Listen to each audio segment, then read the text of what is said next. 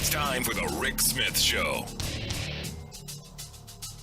Now, here is the voice of the working class, Rick Smith.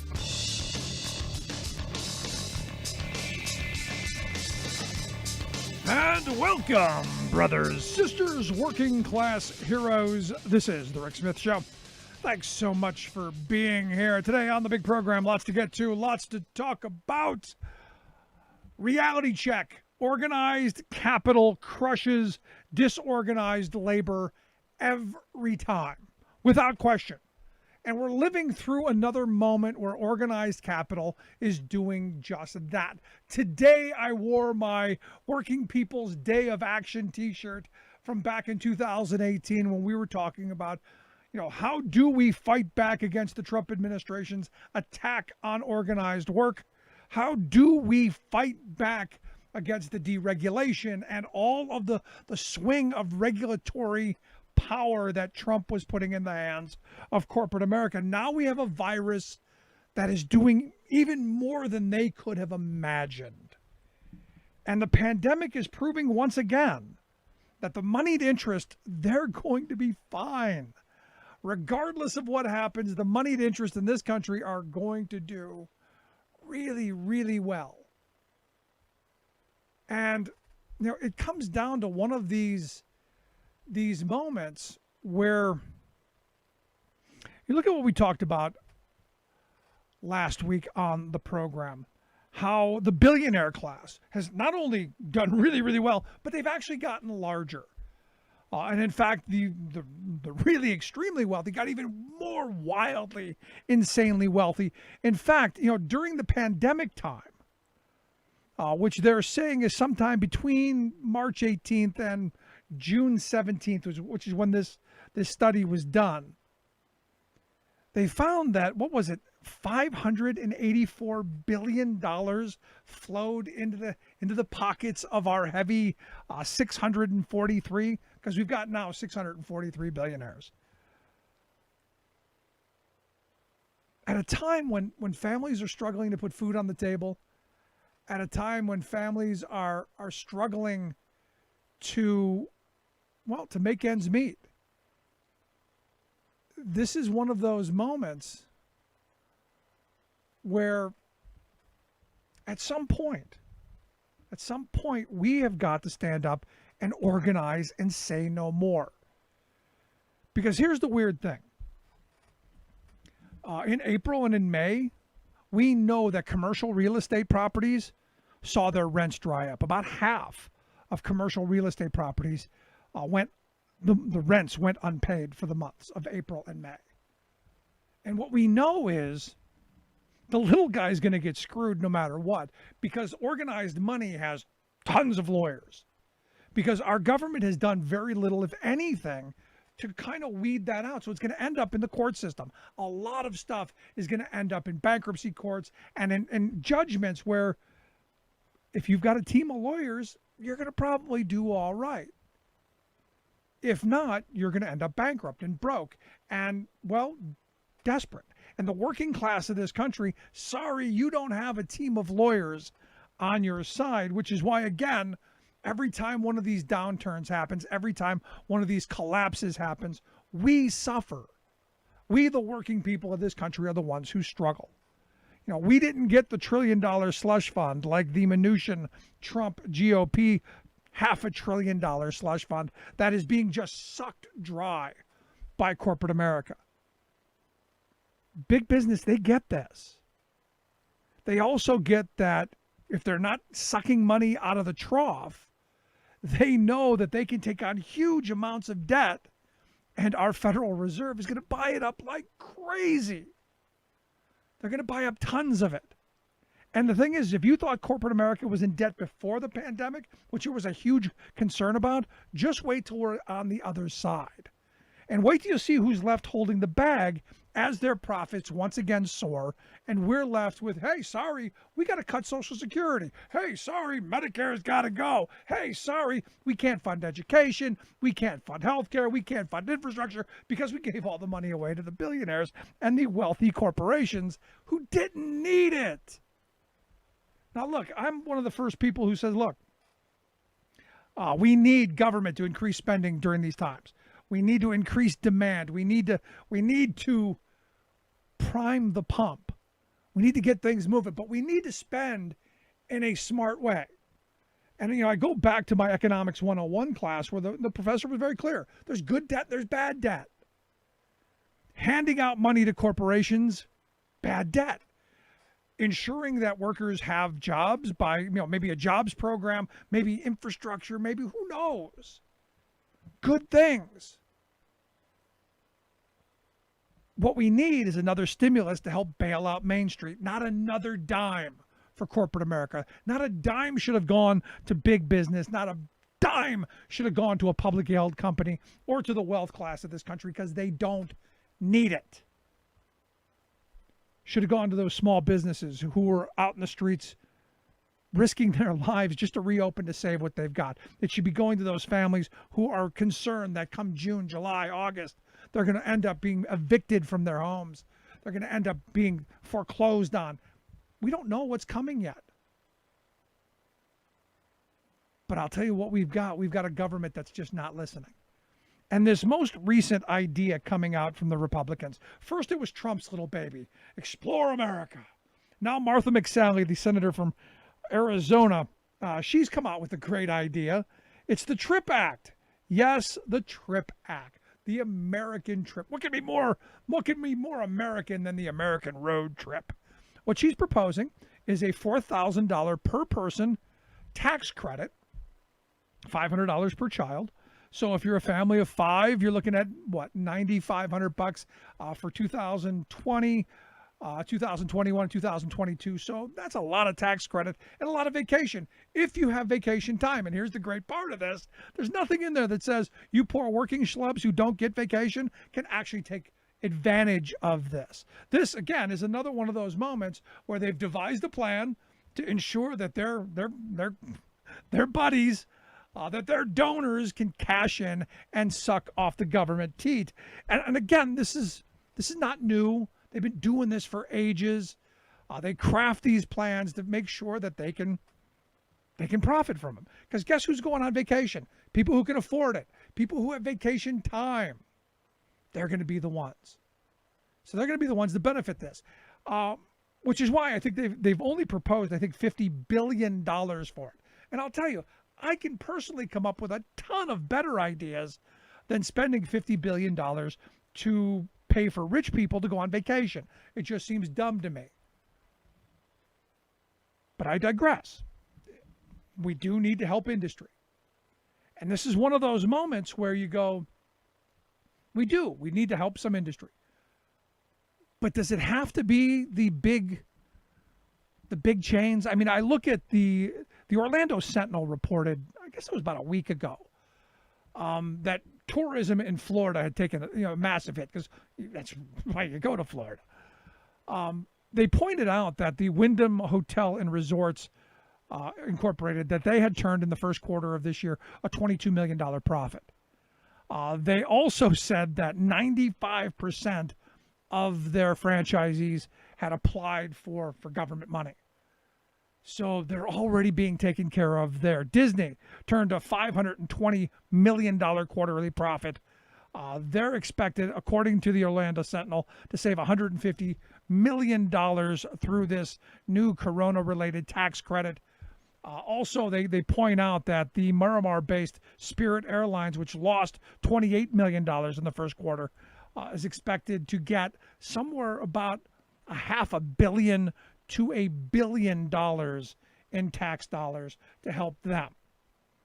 And they also point out that, Carnival Cruises and Marriott and a lot of these other companies have just, taken on massive amount of debt that the Federal Reserve is just sucking up. And the thing is, what are they doing with this money? Well, they're pocketing a good bit of it, but they're also fighting any progress for working people. And this is one of the things that I keep saying anytime you see these pieces of legislation come forward. What's in it for the workers? Because guess what? They're not going to get vacation time to be able to take advantage of it. They're just going to be exploited again. Also, the Orlando Sentinel points out that the Florida Restaurant and Lodging Association evidently is raising money because there's a constitutional amendment being pushed around through the state of Florida to increase the minimum wage up to $15 an hour by 2026. So they're raising a boatload of money to fight that. Now, the thing is, we already know tourism workers, they're the ones who end up being shafted most often anyway. They're the ones who are most likely going to get screwed. In fact, they point out that the average wage in the country is about $711 a week, whereas in tourism, it's like $300. And you go, how is that possible? How do people live on that? And the sad reality is well, through more government programs. We end up paying for it and paying for it. Why? So corporate America can put more in their pockets. And it's just another one of those moments where at some point you have to begin to ask the question of, when are we going to start investing in better ways? When are we going to start spending money in much better ways? Because, look, we shouldn't be handing out money to these big corporations. We should be helping the working people who are struggling. And the thing is we're in another one of these moments where we get these kind of, gimmicky bills of, hey, everyone take a vacation if you can get time off. And the argument is we're going to save those industries. The sad reality is it's not. People who are going to take vacations, they're going to take vacations because they've got the money to do it anyway. Most people, they're struggling to make ends meet. I can think of a better way to spend $50 billion. If we spent money on food stamps to make sure kids got fed. We know Mark Zandi at moodyseconomy.com, he points out that for every dollar we spend on food stamps, there's a reverberation effect of $1.73 increase in our GDP, $1 better spent. We know that if every $1 billion you spend on infrastructure creates somewhere between 6,000 and 10,000 jobs, and good paying jobs, not those tourism jobs that they seem to want to continue to throw around. Also, the National Institute of Building Sciences, in 2017, they released their Natural Hazard Mitigation Saves report. And they said for every dollar that we put into disaster mitigation, the three federal agencies most affected, FEMA, HUD, and the Economic Development Agency, save $6. So I can tell you, I can think of a whole bunch of reasons we can spend $50 billion a lot better. We can make sure that people get to stay in their homes. We can make sure that people don't go broke from their student loans. We can do a lot better things than making sure that some rich guy can take his kid to Disneyland. Or maybe we can just make sure that those workers don't lose their homes. Because here's the thing. I had someone email me and say, well, I haven't seen the poverty rate go through the roof. And you go, that's true. We haven't seen the poverty rate go up. And I would argue that it has a lot to do with the fact that our government did spend some money and get money into people's pockets. Not enough, not fast enough, but some. And that poverty isn't inevitable. Poverty is a choice. Our government can make the choice to ensure that we don't have millions of people ending up in poverty, which is now what I'm saying. Today is the time we need to be fighting for a healthier, a chunkier, a more robust CARES kind of act with federal and state and local spending to ensure that the states don't go belly up and that they don't end up cutting education and millions of jobs across this country. There's so much we can do, so much better we can do at $50 billion than to just say, hey, here's a tax credit, rich guy, more for you, just so we can have a minimum wage job. How about, better yet, we take that money, have an actual jobs program, create the kind of jobs that we want, doing the things we need to get done, so that, one, we've got family-sustaining wage jobs for people to support themselves and their family with dignity and respect, and we also get something on the other end. Just kind of a thought. I'd love to hear yours. You can email me, rick@thericksmithshow.com. Tell me what you think. Would you want the $4,000 tax credit to go on vacation? And the other question I got, do you have vacation time to go with it? rick@thericksmithshow.com. Quick break, right back. Stick around. You're listening to The Rick Smith Show. We're working people. Come to talk. American, then workers standing up, and the union gives a voice to win. On The Rick Smith Show. I'm Rick Smith, and this is Labor History in 2. On this day in labor history, the year was 1947. That was the day the despised Taft-Hartley Act became law. It was a direct retaliatory response to the 1946 post-war strike wave, where millions walked off the job after waiting years for basic demands. The labor movement mobilized against the slave labor bill through numerous rallies. The AFL joined the CIO in threatening 24-hour strikes across whole industries in protest as the bill wound its way through Congress. 11,000 soft coal miners in Pennsylvania walked out in a spontaneous protest strike earlier in the month. The bill passed over the veto of President Harry S. Truman, who would invoke it a dozen times over the course of his presidency. Many union leaders hailed Truman as a friend of labor for his 11th hour veto. Labor Party advocates were incensed that of the 219 congressional Democrats, 126 voted in favor of the bill. Practically overnight, the labor movement had been pushed back 25 years. Taft-Hartley was nothing short of disastrous for the American labor movement. With the stroke of a pen, the act criminalized many of the actions key to historic union victories in the 30s and 40s. Jurisdictional strikes, secondary boycotts, solidarity strikes, closed shops, and mass picketing were just a few of the most basic trade union activities now outlawed. The act helped fire the first shots of the McCarthy Red Scare by mandating that union officers file non-communist affidavits with the government, which was later found to be unconstitutional. The act also provided the ammunition needed to strangle strikes by empowering the president to easily acquire strike-breaking injunctions. And it allowed for the rapid growth of right-to-work laws at the state level. And because of Taft-Hartley, the union movement has suffered ever since. Welcome back to the Rick Smith Show. Now, here is Rick Smith.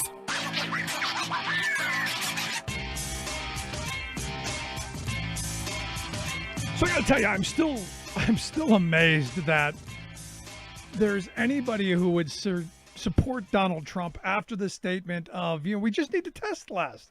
It's not that, there's just too much testing going on. That's why the cases have gone up. That's why we're having a spike in the first round. This isn't a boomerang. We haven't finished the first wave yet. But I'm amazed that anyone would even listen to this guy at this point, whose theory is if we just tested less, we would have fewer cases, which is just mind-numbingly incompetent. But again, it not surprising coming out of this administration, which is why, again, I found it interesting today that Donald Trump was being pushed on whether he was joking during his rally in Tulsa when he said that he'd asked officials to slow down the testing, didn't want to give the wrong response. And it was one of these things that, maybe there was a moment of honesty here. Because as he was being pushed, if he was joking, he said, "I don't kid." Maybe this is honest. And the thing that gets me is the White House is saying that, well, he was just tongue-in-cheek. He was just joking, And he's saying, no, I'm deadly serious. And this, again, is another one of those moments you go, there's nobody in charge. There's nobody. And it's no wonder we're seeing the second wave spiking of this first wave. And that's why I have asked Jeff Hauser to come talk with us. Jeff is the executive director of the Revolving Door Project at the Center for Economic and Policy Research. Jeff, thanks for taking time for us. Oh, anytime, Rick. So are you as baffled by this as I am? Because I'm looking at this statement. If we just tested less, Jeff, there'd be less sick people. Yeah, I think the way to understand Trump's appeal is that he says the things that some people want to have said. And so his whole persona is that I'm the type of person who will say the uncomfortable truths. He attacks political correctness.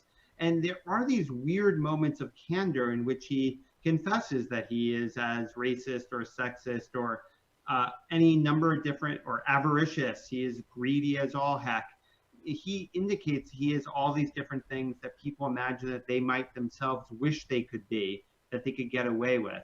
And so sometimes he lets people in a little on what actually happens in the government, what happens in the administration, and how he approaches issues. because when he is doing something that polite society would consider ridiculous, he thinks that that's the basis of his appeal, is that he does stuff that sounds wrong to a lot of people, the liberal elites. But here, where he messed up is, you don't have to be a liberal elite to think that we should be able to test for COVID-19. That is not a liberal issue. It's not a conservative issue. It's like a basic common sense issue. And so he went too far. It was meant to be humorous insofar as it reflected Trump's version of humor, which is to say the thing that annoys the New York Times editorial board or the like. But it turns out it also annoys a lot more people. And that's why his staff tried to clean up and say it was a joke. But Trump, who never wants to admit a mistake, can't even let the staff clean up for him. Yeah. And so he's telling the truth, I think, which is that he's not joking, and that he is part of the reason why America's testing has never caught up to what it needs to be. I mean, China just had, and obviously I'm not defending the Chinese government, it's an authoritarian government, et cetera, but China just had a little bit of a burst in Beijing, and they tested basically the entire massive city immediately. Like, that is competence, and that is something that Donald Trump is the exact opposite of. Yeah, but here's the thing. I mean, just on the common sense part of this, the sad reality is it's just idiotic for anyone to say, if we just tested less, no one would be sick. I mean, it's just insane. But I guess this is where we are. And it's so bad that I don't know if you saw this report from the European Union. They're actually considering barring Americans from coming into their country because we've screwed this thing up so badly. You know, I mean, Donald Trump said racist, offensive things about certain countries that, you know, from Africa and the Middle East, and he used a profanity to describe those types of countries, and he was going to cut off tourist visas from them because they're sort of, and it was a racist, and he called them backwards, and it was terrible. But the EU is saying that about the United States, and they kind of have a point. I mean, the US has the most cases of coronavirus. The number of cases is increasing. We are a real danger to the rest of the world. I mean, we all, as members of humanity, have a mutual interest in reducing the number of people who have COVID-19. Our odds as individuals of getting it go down the fewer people have it. And alternatively, the more people who have it, that's just more virus in the world. It lives in people. We need to get it out of people. We need to reduce the spread. America is the laggard country, which is not doing its part to help humanity. And so, yeah, I would shut a nation or a group of nations' borders to the U.S. if I had the option. It's totally, unfortunately, rational for the EU to treat us like this. Yeah, because here's the thing, and I think a lot of us do it to ourselves. I don't know how things are by you, but where I'm at, about half the people they're just don't care. And you go into, I was in one of the Home Depots today, and about half the people don't have masks on. And, I put it on because, I want to be respectful and courteous of the workers who have to deal with all of this stuff. And the sad reality is it's not the employers who aren't protecting them. Our government isn't protecting them. I feel sorry for these frontline workers who don't really seem to have, unless they're a member of a labor union, any way to protect themselves from people. No, and I mean, unemployment benefits, the extension is about to decrease. So you're in a situation in which the unemployment rate is high. And I mean, if you quit your job because it's not safe, you're not sure what's going to be the situation with respect to unemployment benefits, and you have to feed your family, and people are having to make extremely difficult choices between personal and maybe even familial safety versus economic security. America doesn't have the safety net that other advanced countries have, and these are just difficult choices for these workers. And yeah, I think what we're seeing is, in terms of the fraying of mask usage and social distancing behaviors, responsible ones, is that it's pretty hard for society to organize itself without leadership. And America right now, we're a rudderless country. We don't have leaders, and so it's, in some ways, the glass is half masked. It's good that half the people are wearing masks, and it's terrible that the other half are not. Yeah, and which the is honest truth is, please go ahead. Which is why when I saw the New York Times editorial board ask the question, and a very simple question, why is OSHA AWOL in all of this? It got me thinking because, I look at these workers who are on the front lines, the cashiers, the stock people, the people at the grocery stores, the nurses, the doctors, all of these folks. And now that, in Pennsylvania, that we're mostly green and people are being forced back to work, they don't, like you've said, they don't have a choice. And I said from the beginning, before they force people back to work, they should give workers a true choice. Extend the unemployment benefits with the extra $600 and give people a real choice. You want to go back to work? Or you want to work for the wages that you were working for? You can do that, or you stay home and you collect the unemployment benefit. It is truly a choice. Yeah, I mean, the OSHA is one of those very little parts of the executive branch that has an acronym. I mean, it's hard to even remember the occupational safety. And I, honestly, I'm even forgetting the H, and I work on these issues. Occupational Safety and Health Administration. But the basic point is, this is the part of the Labor Department that's supposed to look out for the safety of America's workers, and it has basically the same number of people working there as it did 3 generations ago. And the American population has massively increased, and they have fewer resources and fewer rights. And so they're the ones that tell employers what to do to keep their workers safe. Right. Now, the Center for Disease Control, that gets a lot more attention with respect to the pandemic. But it turns out that the people at the Center for Disease Control, the CDC, don't get to tell employers what they need to do to keep people safe from a virus. Even though it's their expertise, that power rests in OSHA, the Occupational Safety and Health Administration, and that is run by Eugene Scalia, the son of the late Supreme Court Justice Antonin Scalia. And he is a long-time corporate attorney who has as much disdain as is humanly possible for unions and working people. And so he has done nothing to protect America's meat packers. And basically, we have the same virus across the world. We have fundamentally the same job, meat packing. The job is worse in America, both because we don't have antitrust laws, so America has fewer meat packers in bigger plants than in the rest of the world, although there's been excessive concentrations elsewhere. But we have fundamentally the same job and fundamentally the same virus. But the only country in the world in which a lot of people who do that job are dying is the United States. And that's because America has weaker unions, and we have a government that is entirely employer run. This is not the case in Europe. It's not the case in South Korea or Taiwan or Japan. These countries are all dealing with the same job, the same virus, and we're getting by far the worst results. And that shows you why having a corporate run executive branch is so bad for ordinary Americans. Yeah, I know. We keep hearing all the time that corporate America they're gonna do the right thing. They'll police themselves. We don't need OSHA. And to highlight, what you had said a second ago is we're at a historic low number of inspectors for OSHA in the country right now. Back during the Reagan administration was the height, somewhere just north of 1,200 inspectors they had, now down under 900. And the economy is, exponentially larger than it was back in the 1980s. So, that statement, it'll take like 140 years to inspect every workplace in this country is accurate. Yeah, I mean, 900 maybe could handle California, but to handle the entire country, there's just no chance. And the fines that they can impose, I mean, they impose them rarely and they're trivial. And so basically a rational, amoral employer is going to cut all sorts of corners because they can get away with it. It is a rational play. And yeah, there's just no way the marketplace is going to work here. It's not like workers have the ability to figure out what the safety level of a given factory. To become an inspector at OSHA, there's a lot of training. You don't want every worker to get a job to have to become an expert in safety. That's something you need specialists to do.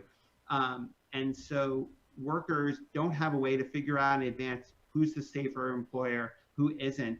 And so that kind of gives an incentive for employers to be the ones, whoever cuts the most corners and has the cheapest product is going to win. There's just nothing to rein them in unless you have the government.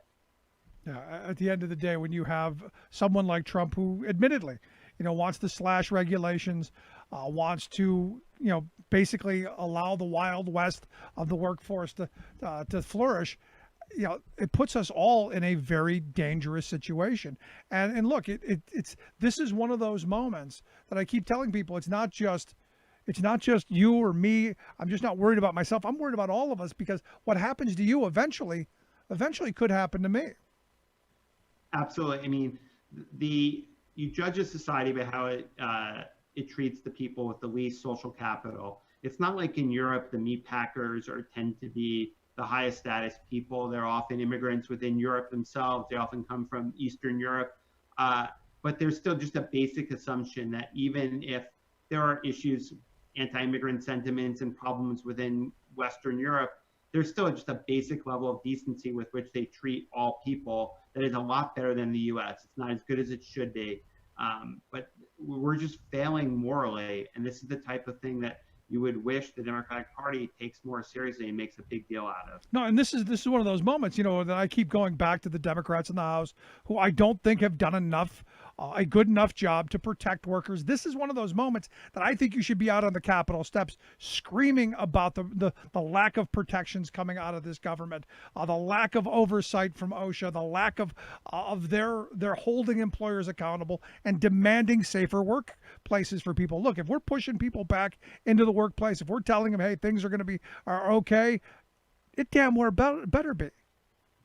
Yeah, I mean, there are towns dotted across the country that have these large packing plants, where these packing plants have become the epicenter of the virus in those areas. And I'm sure that, as you said, we're all connected. And so the spread to people who don't work at the plants is going to go up because of that. And then someone who gets the virus that way is going to go travel and visit a relative 100 miles away.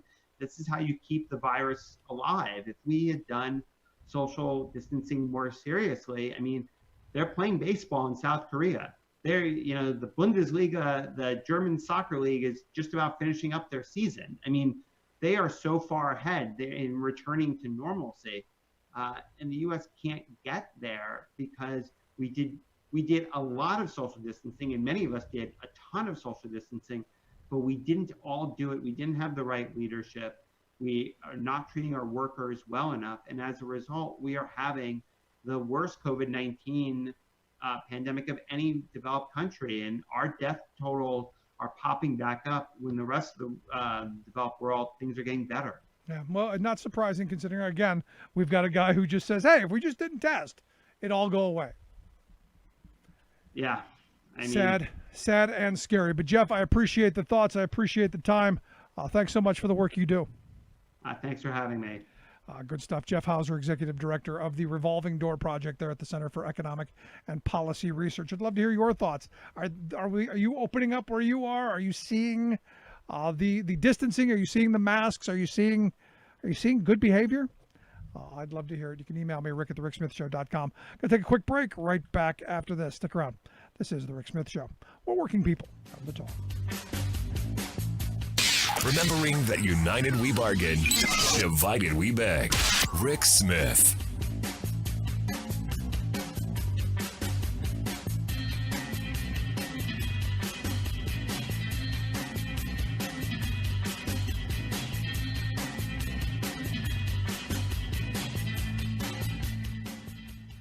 I'm Rick Smith, and this is Labor History in 2. On this day in labor history, the year was 1947. That was the day that many labor historians mark as the beginning of a long decline of the U.S. labor movement. The United States Congress passed the Taft-Hartley Act. The bill was named after Republican Senator Robert A. Taft from Ohio. The son of President William Howard Taft, the senator had been a staunch opponent of President Roosevelt's New Deal policies. He continued his anti-working class efforts with a new bill aimed to curb the power of unions. He found an ally in Representative Fred Hartley, a Republican congressman from New Jersey. After World War II, a wave of strikes washed over the nation. Most labor unions had agreed not to go on strike during the war, but frustrations over wages and working conditions mounted. In the years after the conflict ended, 5 million workers walked the picket lines.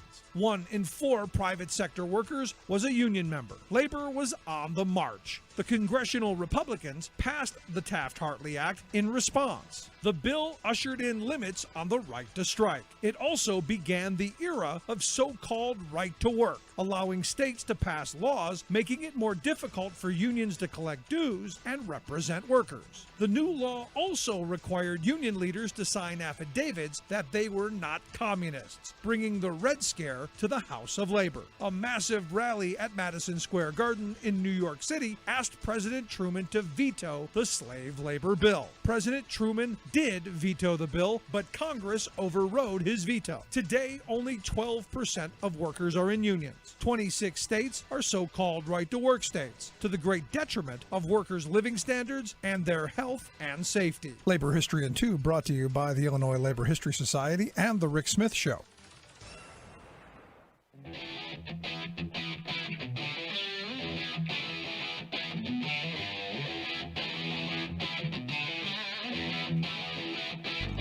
Welcome back to the Rick Smith Show. Now, here is Rick Smith.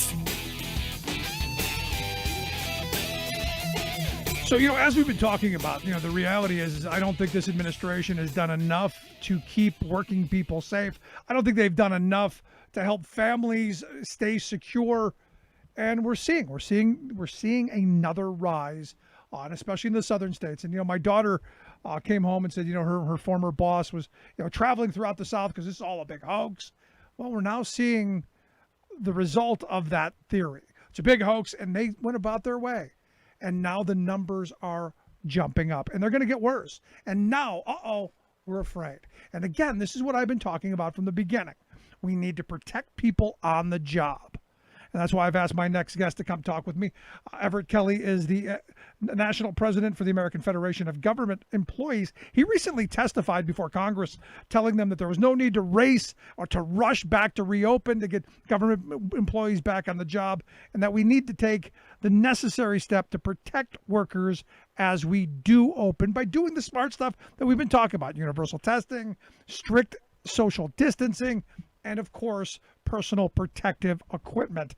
Everett Kelly, thanks for taking time for us. Thank you. Thank you for having me. So here we're in this moment. We're seeing, we had a huge spike. It dipped for a little bit, and then it was, hey, go. Everything's great. Go. Everything's wonderful. And now we're seeing it pop back up again. Absolutely. And that's been our greatest fear, too. Cases are starting to spike. As states begin to reopen, many of them are seeing spikes for COVID-19.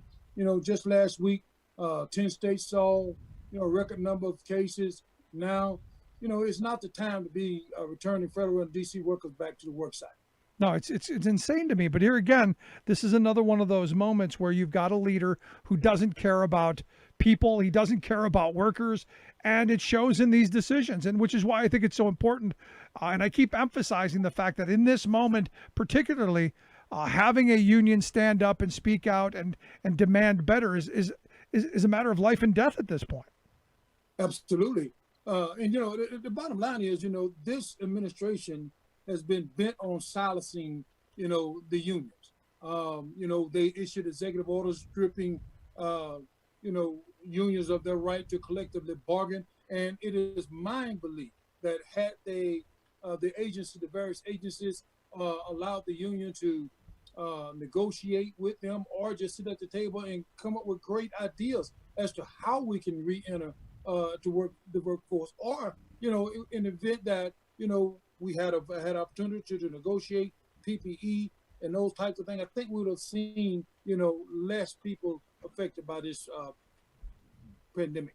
Right now we're seeing, what I found interesting is that now they're talking about at the airports having the TSA do temperature checks on people.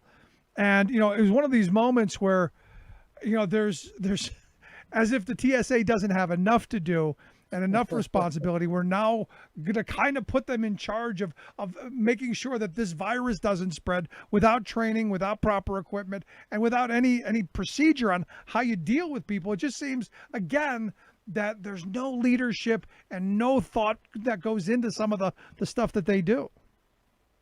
So that's typical of this administration. These people are hired to protect and secure the flying public. They are not medical care professionals. You need a medical care professional to be testing people for COVID and, taking temperatures and those type of things. You're exactly right. They have not been trained for this type of process. So let me ask you, as the president, the national president of the American Federation of Government Employees, what are you guys asking for? I mean, at the end of the day, people, they need to work. People are going to need to be able to support their families. Businesses are demanding to be reopened. How do we move to this place of ensuring that workers are safe as when they go home as when they showed up, that people don't get sick on the job, and that you have a say in what goes on? What are you guys asking for? Well, AFGE issued preconditions for reopening on April the 22nd, I believe it was. We sent a letter to the acting director of OPM and OMB opposing the administration's premature reopening plan for federal agencies. As of today, we've not really received a response, but we laid out 6 preconditions for reopening the workplace. One was, universal testing for COVID-19. Secondly, science-based standards for the safe return to work. 3 was to treat all employees the same. In the return to work, in the accommodation, arena. Fourth is federal workplace must be safe. There must be safe workplaces. Fifth, the systematic employees must be, sent home on leave. That's a must. And then comply with all the bargaining obligations with their union. These are the 6 preconditions that we sent to OMB and OPM, and I think that, these 6 preconditions must be met, along with following the guidance, that's issued by, CDC. Right. So you've laid out what you want, and we have an administration that's just telling you, shut up and go back to work. That's exactly right. And that's what I get from this administration. And sadly, this is one of those moments where what comes out of our government, what comes from our leadership, filters down to corporate America. And it's the kind of responses that I'm hearing from people who are going to work in various other industries that, look, this is how the government did it. This is how we're going to do it. So this administration is basically setting the standard for how the rest of this country responds. You're exactly right. In a total disregard for human life, total disregard for safety measures, safety precautions, and a total disregard for the workers in their union. Here in Pennsylvania, one of the things that happened is, our government decided through the Turnpike Commission to do away with all the toll collectors as a very opportunistic, and I'm dead set against it, and I'm a fan of this governor. This is another one of those moments where you see the opportunistic folks who they're going to take advantage of this and basically push through their agenda. And I've been seeing that happen with you guys, in the VA and all across our government, that this administration is using this crisis to not only to weaken the power of you and your members, but to also destroy your ability to do the oversight and to hold them accountable when necessary. I mean, it's apparent that this administration doesn't want anyone to even speak of the word oversight. That's why you see attacks on anyone that will be a whistleblower. You see attacks on employees that may report an issue, and the idea is to put fear in the employees so that they don't communicate with the union, or they don't communicate with Congress, or anyone. So that's just a tactic that this administration has chosen to use, and they continue to use that. Yeah, I mean, this again is one of those moments where you think of all the things that our government employees do, from keep making sure that our water is clean, our air is clean, that the food we eat is safe, that the drugs we get are safe, and yet, at every turn, this administration is doing what they can to undermine it. So the question that I have for you is, this is another one of those moments where I don't think the average American quite understands the magnitude of the damage this administration is doing to the people who keep us safe every day, that we don't know their names, we don't thank them, there aren't parades, there aren't holidays for them, but those are the folks who get up every day and do the work of we the people, and they're being attacked. You're absolutely right. I mean, from every aspect of the sector, you have federal employees, at the Department of Agriculture, DOD, at education, at energy, EPA, the National Park Service, even at OPM, and then you have the state services here in DC. You have the VA, you have the Border Patrol, you have the Bureau of Prisons, and all of these entities, help make America operate every single day. And, they have just been taken advantage of, and this administration is dead set on destroying them, and we have to take a stand, and I've been calling on my union to take a stand, and, come, this November, I hope we can see a change, in this administration so that, people can get back to servicing the American public without fear, and those types of things. Very patriotic employees. Yeah, and maybe have some sanity of leadership. Now, you guys have been, and one of the things that I talk about quite often here on the program, Everett, is that, every worker in this country should have a union. They should have a contract, someone to defend them. You guys have been doing a really great job of this. I know you guys have filed multiple lawsuits against this administration and as they attack your members. And I understand you just today, or I guess it was yesterday, that the U.S. District Court for the District of Columbia denied a motion by the Federal Labor Relations Authority that sought to dismiss one of your lawsuits that would hold them accountable, and they were trying to challenge the constitutionality of the appointments of Federal Service Impasse Panel. I'm curious, why is that important? Well, it's important because the Federal Service Impasse Panel, gives some, some guidance, as it relates to negotiability issues, right? We can file an appeal to the Federal Service Impasse Panel, and as long as they have a semblance of, a process, then we stand a chance of them ruling in our favor. If they say that the impasse panel have no authority, then we have no place to go. And then what happens to you is, and the reason I brought this up is because I think most people don't understand, how like a grievance procedure works, and how having some kind of due process on the job is a good thing. Sadly, in this country, most people go to work and they work in a fiefdom. There's the boss and they're the workers, and it's a master-servant relationship. Instead of in a unionized workplace where you come together, you deal with problems, and you do have mechanisms in place to solve and to adjudicate these problems. Absolutely, and it's so important, because and I kind of like to see it as checks and balances. You know what I'm saying? And that's all we do. Is sometimes point a different spin on a situation to management, right? And in many instances, they're very appreciative, of the fact that we can point a different spin, or, sit down at the table and talk through an issue. I mean, for instance, we have been discussing the possibility of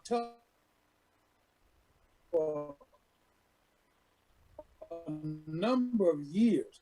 We've been doing that here of late. And the bottom line is, we are seeing so much increase in production. We're seeing, backlogs diminish because, it's very effective. And only thing we need sometimes is to be able to sit at the table and make some recommendations. Right. No, at the end of the day, the person closest to the problem, you need to have their input.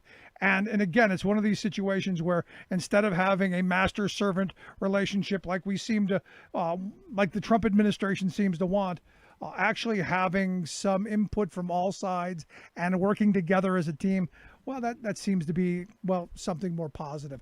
But Everett, I appreciate the time and the work that you do. I hope you'll come back and share some more thoughts with us real soon. Anytime you can invite us on, we'll be there. Good stuff. I appreciate it. Again, as I've been saying for a long time, you need to have that contract. You need to have that say in the job. And Everett Kelly, I appreciate the time. National President of the American Federation of Government Employees. Quick break. Right back. Stick around. This is The Rick Smith Show. Remembering that united we bargain, divided we beg. Rick Smith.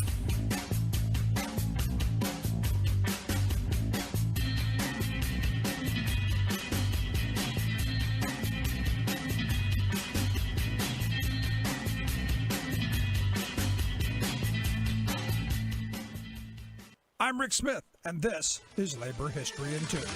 Chances are you've heard of black lung, the deadly disease that threatens coal miners. But have you ever heard of brown lung? On this day in labor history, the year was 1978. The Occupational Safety and Health Administration, or OSHA, adopted standards to fight this workplace hazard. Brown lung is caused by breathing in cotton dust. Sometimes the condition was known as Monday fever. Workers in textile mills, especially mills with poor ventilation, are at risk from brown lung. Health officials first recognized the potential threat of brown lung in the 1930s, but it took almost half a century for comprehensive federal workplace safety standards to be implemented on this issue. At the time the new regulations were passed, it was estimated that 35,000 workers suffered from brown lung. This meant that 1 in 12 workers in the industry suffered from this agonizing disease, with another 100,000 workers at risk. Symptoms of brown lung include coughing, wheezing, and difficulty breathing. Severe cases can result in heart failure and death. From 1974 until 1986, the not-for-profit group, the Brown Lung Association, organized around this workplace safety issue. The organization worked primarily in the Carolinas, but also did outreach in Virginia and Georgia. The Brown Lung Association held its first breathing clinic at a church in Greensboro, North Carolina in 1975.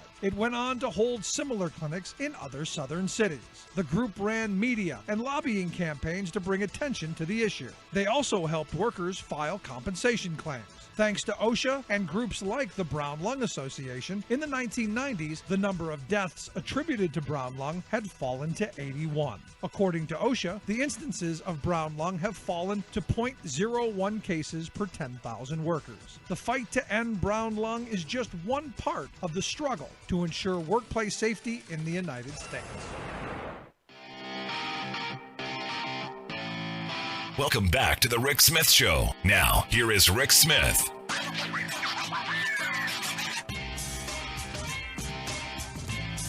So as I said at the beginning, this administration is going to use this pandemic as well as they can. You know, it's the old Milton Friedman, never let a good crisis go to waste.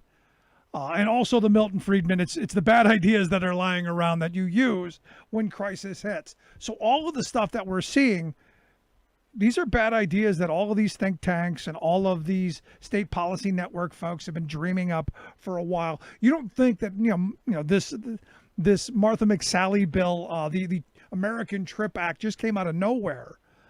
This was the brainchild of the tourism lobby, who spend millions of dollars hiring really smart people to think of bad ideas to be able to drain tax dollars from you and me.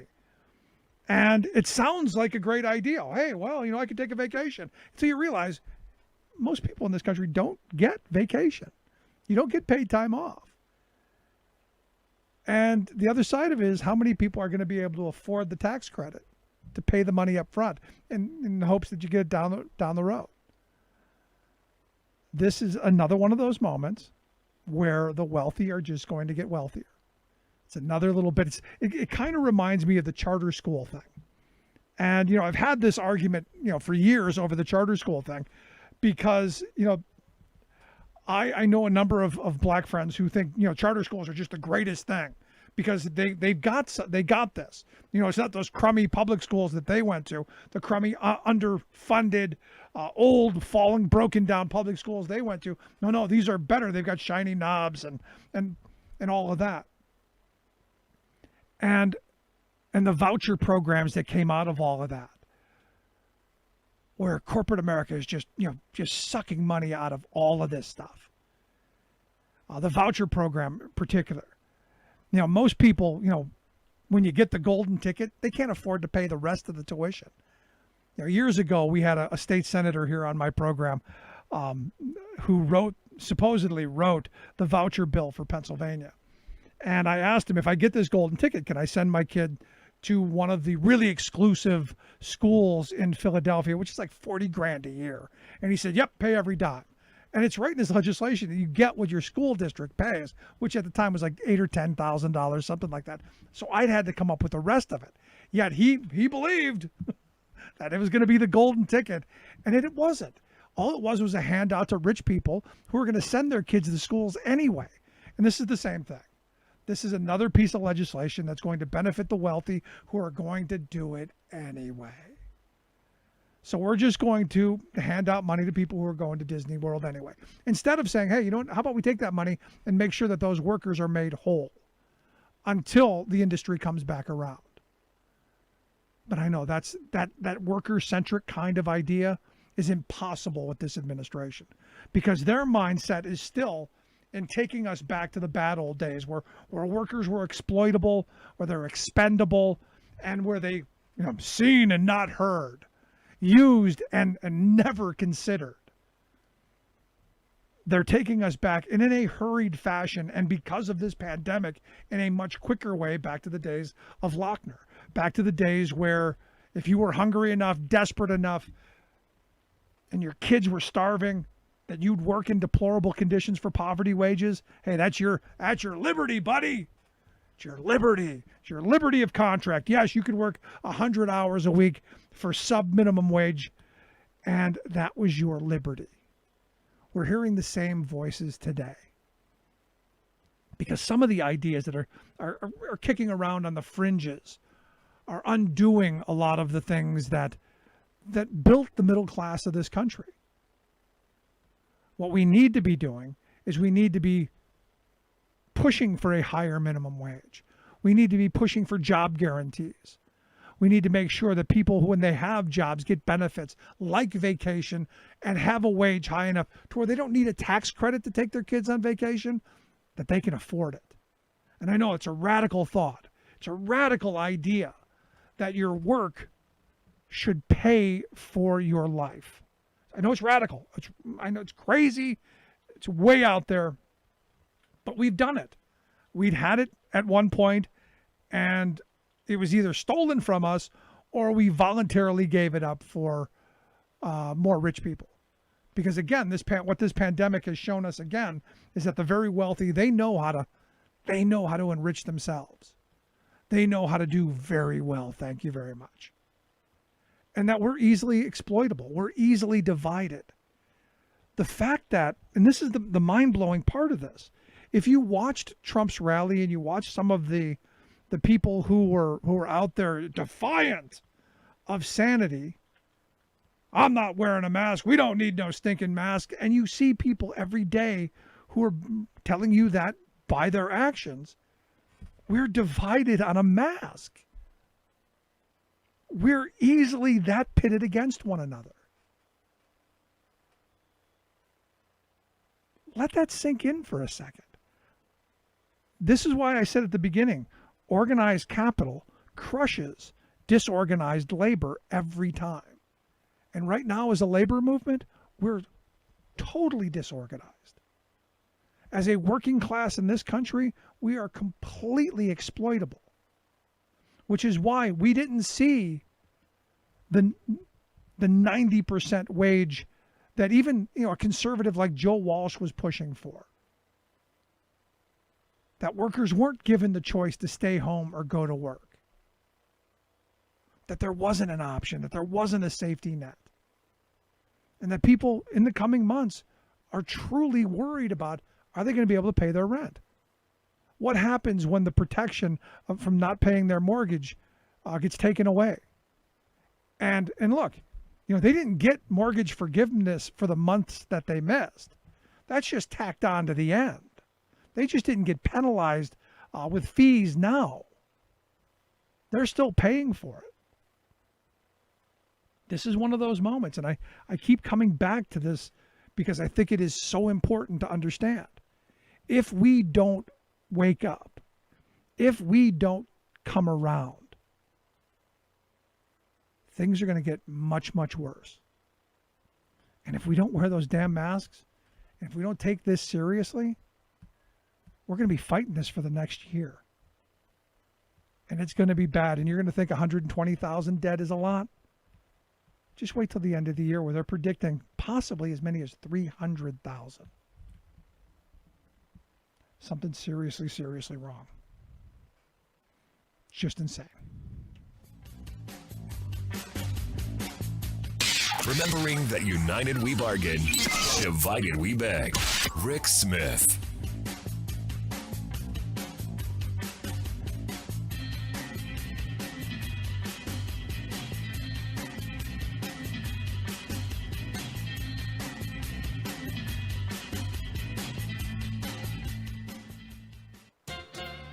Many Americans can't believe that political coups are part of our country's history. But consider the Wall Street Putsch of 1933. Never heard of it? It was a corporate conspiracy to oust Franklin Roosevelt, who had just been elected president. With a Great Depression raging and millions of families financially devastated, FDR had launched... Now, here is the voice of the working class, Rick Smith.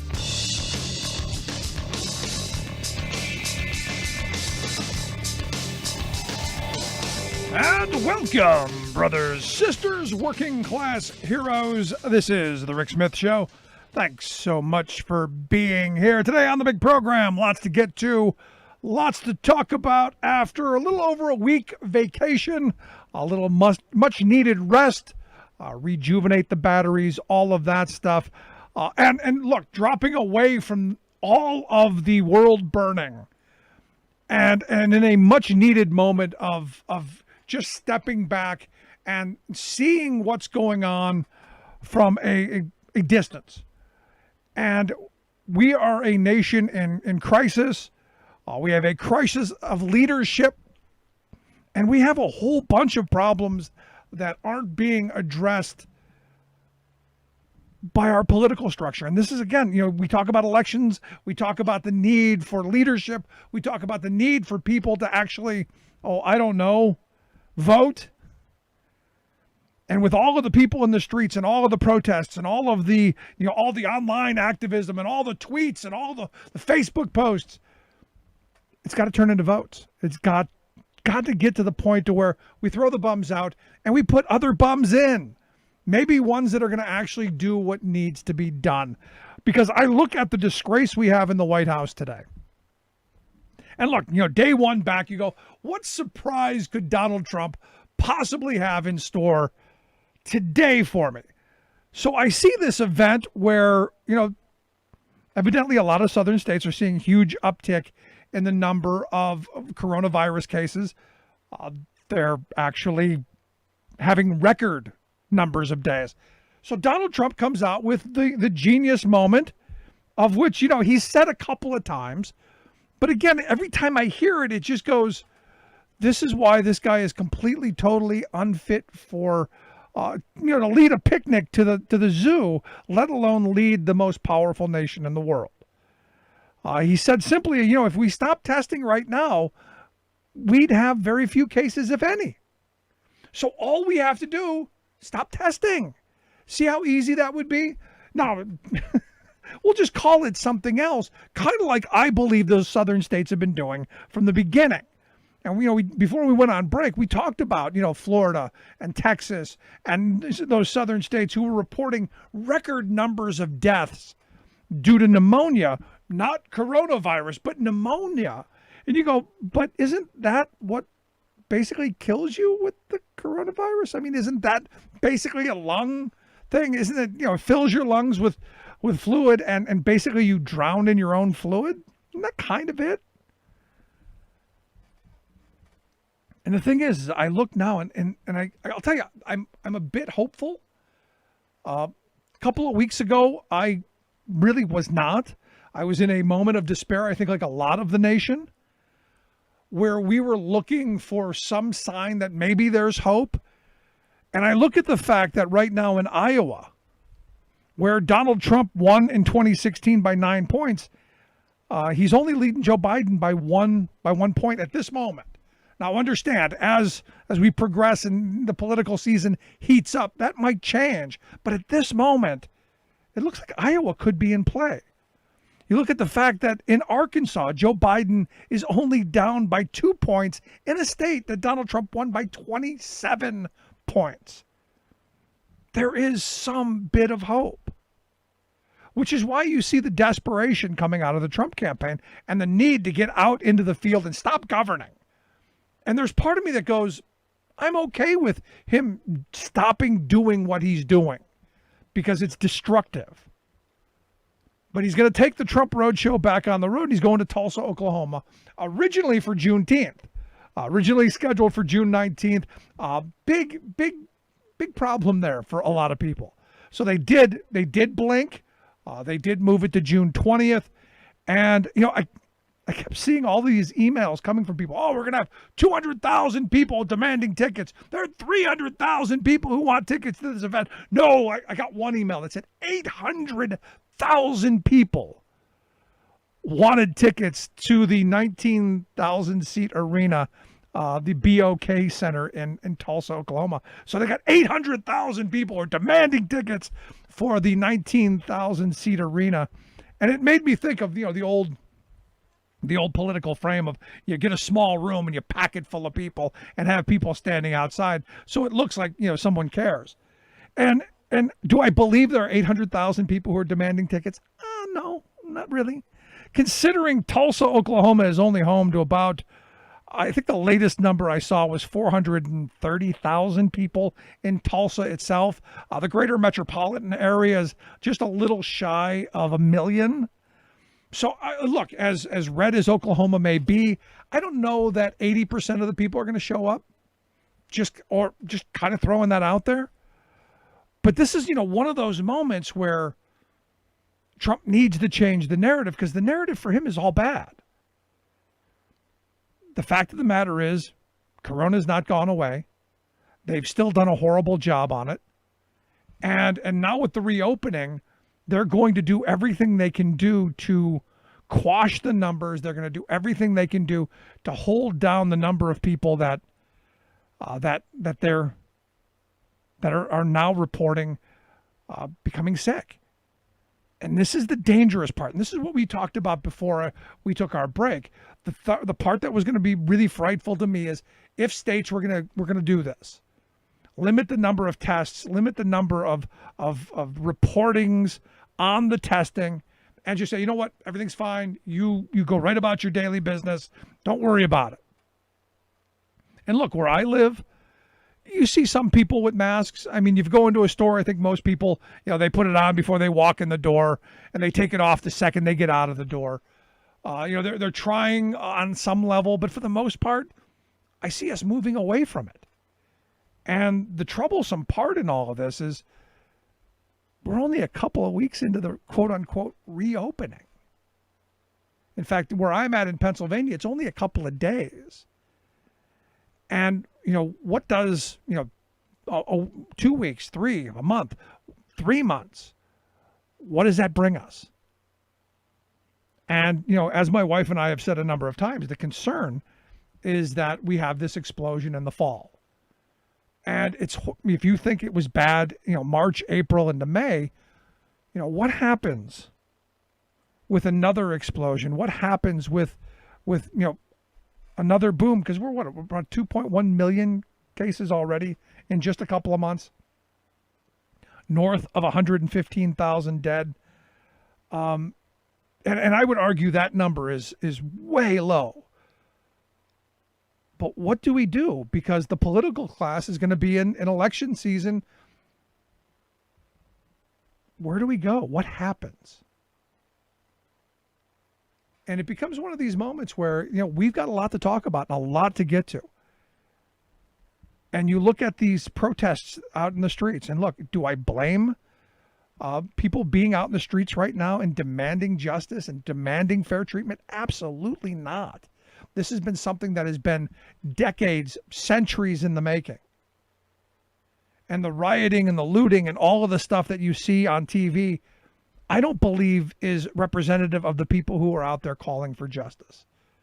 Again, you have these knuckleheads out there who want trouble. They want chaos. They want division. And the question that I keep coming back to, and one of the things we're going to be working through on this program for the next several weeks, is how do we, in a constructive way, have a conversation about a race in America? How do we have a constructive conversation about policing? How do we move the ball forward in a way that we don't look back on this moment and go, it was just another moment. It was another one of those, nothing happened. Maybe a little nibbles around the edge, maybe a little changes here or there, but no real change. How often does it have to happen? And on the other side of this, for policemen, I can't imagine that they want this in their ranks either. At least I hope.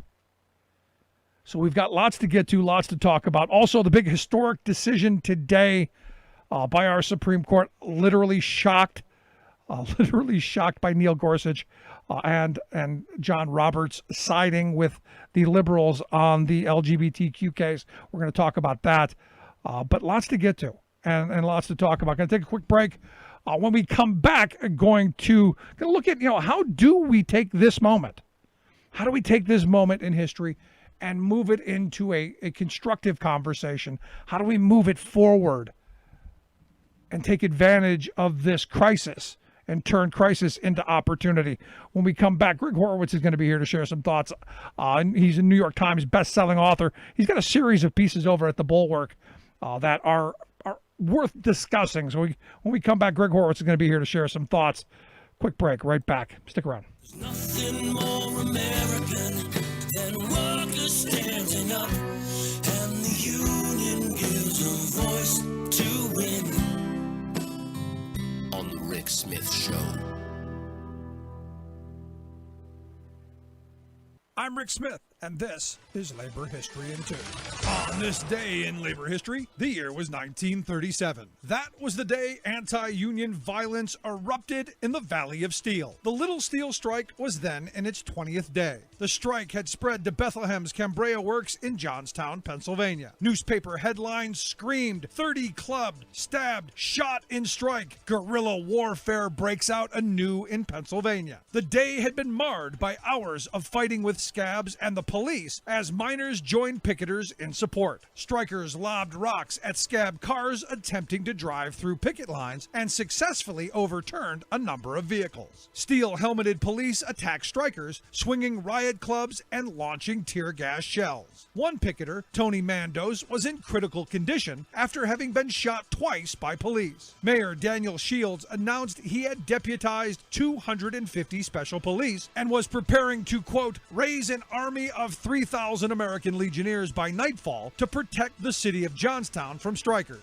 At Warren, Ohio, dynamite crippled railroad operations at a struck Republic steel mill on the Ashtabula-Niles branch of the Pennsylvania Railroad. The explosion came after carloads of raw material had been shunted in and products shipped out of the mill. Auto plants throughout the Midwest slowed production for lack of steel-made parts. UAW President Homer Martin dispatched a telegram to CIO leader John L. Lewis saying, quote, we are standing by ready to refuse to use steel made in struck plants in the production of automobiles, unless the steel companies make a speedy and amicable settlement with the striking steelworkers. The CIO threatened a 20,000-strong strike support rally through the streets of Johnstown to protest the violence. They claimed victory when the governor quickly declared martial law and padlocked the gates of the Cambria Works.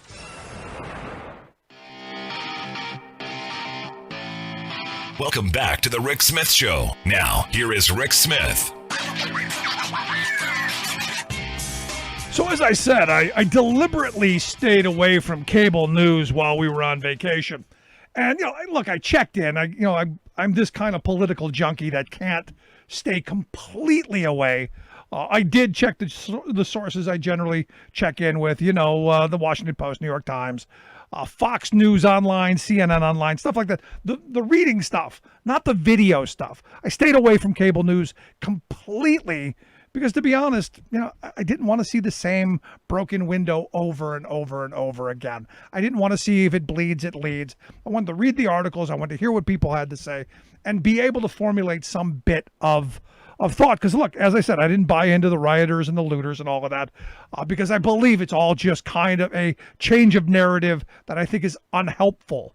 And here to share some thoughts on this and where we are as a country. I've asked Greg Horowitz to come and talk with us. He's got a piece out called It's a Setup, which I absolutely agree with, over at The Bulwark. He's got a series of 4 of them over there that you can check out. We'll get links out to. Greg is also a New York Times best-selling thriller author, so check out his stuff there. Greg, thanks for taking time for us. Well, thank you for having me on. It's good to talk to you. So you let's start with the setup argument that what we're seeing on cable news, the windows we're seeing broken. It's a setup. Walk me through it. Well, if you look at all of this, the media is going to show us a lot of images of black thugs and blacks behaving badly, and that's what we're going to get on a perennial loop, particularly from Fox News. And the thing is, if you look at this, there's a lot of professional saboteurs who have been infiltrating the ranks of these riots. There's a lot of African-American leaders and protesters and activists saying, please don't throw the brick. Please don't spray paint the building. Please don't damage the police car, because you know who it's going to land on? It's going to land on us, because it always does. And of course, when I published this, the one bit of pushback I got, which was so predictable, is, well, I've seen the images of looting and there's people of all colors. And it's like, right, if somebody interrupted this process of mourning, literally as a flashpoint with weaponry, with blowing things up, with instigating violence against police officers, and started a conflagration and walked away, of course there's going to be people who are in the mix who can now be advertised that are not behaving lawfully. That is not the predominant voices we're getting from the African American community. And that's not where it is. And I'm just, I got to say, particularly, well, not particularly as a thriller writer, particularly as a human, but the way that this is set up and the injustice of this and where this is going to land and who's going to pay the price and the neighborhoods that will is just infuriating to me. Yeah, because it is those neighborhoods where these people live. And there was a great Twitter response the other day from a young black woman who was like, why are you breaking this stuff? The homeless people who live down the block need that phone charger. The people need those stores. This is our community. Why are you here? And you turn the camera around and it's a whole bunch of white faces standing there. That's right. And I've been thinking a lot about this, that there's a component, whether that is either spoiled millennial Marxists, which is one narrative. There's evidence of white nationalists infiltrating some of this. The guy who tried to light the historic church on fire, because they know where that'll go and where that will lead. And one of the things that I've been frustrated about, and it's very treacherous grounds to have a conversation about, are the ways in which we are interfering. Let's just take the white nationalists, we know what we think of them, right? They can just be dismissed as not relevant to the national conversation beyond how we just snuff out their participation as much as possible. In terms of the sort of the millennial, the sort of vacation tourism protesting and smashing up of stuff, they're in the way. And that piece that you mentioned, that African-American woman who's talking to them, there's piece after piece like that of people saying, do not do this. This is not us. This isn't what's happening there. And in a weird way, I feel like the overly exuberant response from some of the white protesters who are starting this, it's really infuriating. It's sticking in and escalating a situation they don't know anything about. Yeah. And, if you pull other people into the mix, other people are going to get pulled in the mix. That's an excellent point. But, it also brings up, Greg, and, we've had these, I want to start figuring out how we have these conversations, because look, this isn't my lane. This has never been a topic that I've spent a lot of time talking about. As a an older white guy, this really isn't my lane. So you don't see me out in the streets. I support them. I support the calls for justice. I support the calls for equality, income equality. I support all of that stuff. So how do we have those conversations in a way that can be helpful outside of just having the same kind of conversation that I had all weekend with some of my white friends? Well, I'd say first of all, one of the things that I think it's important to talk about isn't income inequality, because the opposite of that is income equality, and virtually nobody wants that. I think if we're trying to broaden the tent conversationally, we talk about income injustice, because everybody is aware that there's injustice at the starting gate. Everybody doesn't start out the same way, and we're never going to find that in a way that is perfect. We're never going to get everybody to the starting gate equally, but we have to do everything that we can to try and do that and try and make up for it. And then, of course, allow for some difference of outcome. Some people are going to work harder or innovate more, and that's going to be okay. But what's quintessentially American is trying to get everybody access in some way that's fair. And that's the first thing, is that I think that we have to view this as injustice, very specifically so. And a lot of the issues that get strained through this come down unreasonably hard on different communities. And the other thing I'll say, one of the things we've been hearing from a lot of voices in the African-American community, a lot of my friends and colleagues who are Black are saying, we're having a lot of conversations right now in our community. Nobody needs the searing, uplifting commentary right now from us. It's like, can you guys have conversations in your community that's meaningful? And that's also hard to do, right? Because who the hell are we? But the one thing that I've started to recognize that we, I think, have failed at, and it's funny, I've had a number of conversations with my friends who are South African, and there's a frankness that they will talk about and discuss race that's so liberating. And it's like, we tend to forget that you need truth before you can have reconciliation. And part of what I'm seeing that we are failing to do in the conversations among the white community is have anything that approximates a realistic conversation. We are either signaling the fact that anybody who has any racist impulse in their body should be excised, fired, remove them, other them, to use a popular verb, as much as possible to indicate they have nothing on us and that we're no part of them. And there's no reality in that, and there's no cause for reflection. And I know for myself, I've been thinking more about race, and the constitution of my family and community is between me and them, of what they look like and what colors and sizes and shapes everybody is. I have thought more about race in the last couple of weeks than I have probably for a long time, because I've been fairly certain that I'm on the right side of it. And one of the things that I started to realize is that there's no end point. There's no point that you're woke or not woke. There's no point that you're not racist or not. It's an unbelievably complicated relationship. No, I agree with you. But so the question then comes, because I've had this conversation a number of times, and people are going, well, I don't know what to do. I want to be helpful, and how much is enough? How much do I have to do? Look, I had one guy tell me, look, I want to be with you, but I got to get up and go to work. I got kids I got to deal with. I got all of these problems of my own. I'm struggling to stay on the treadmill just like those folks are. I'm struggling like anybody else, but I want to be helpful. So how do we reach them and use them in a way that will be helpful?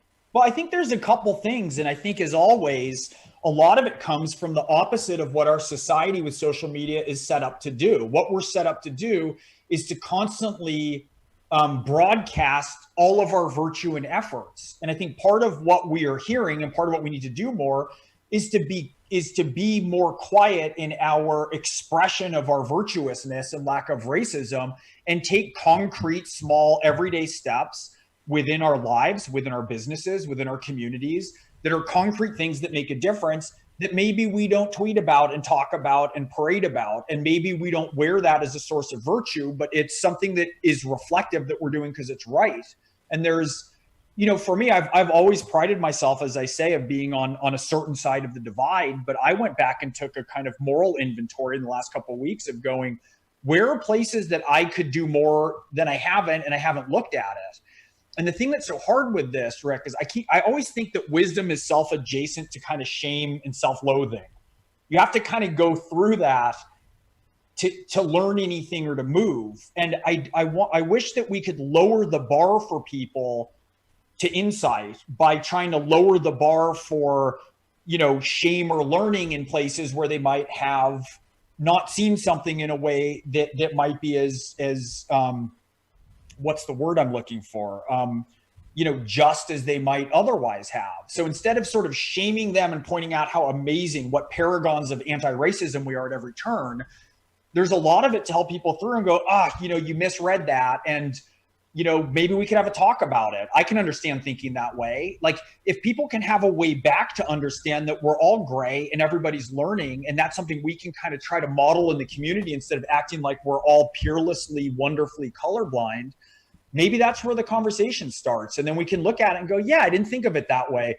When I pick up the phone for X, often that comes in and that's a white person who I hire with that. And I could think about that a little bit differently. I'm not going to think about it if you're shaming me that nobody could possibly have those thoughts who's not irredeemable forever.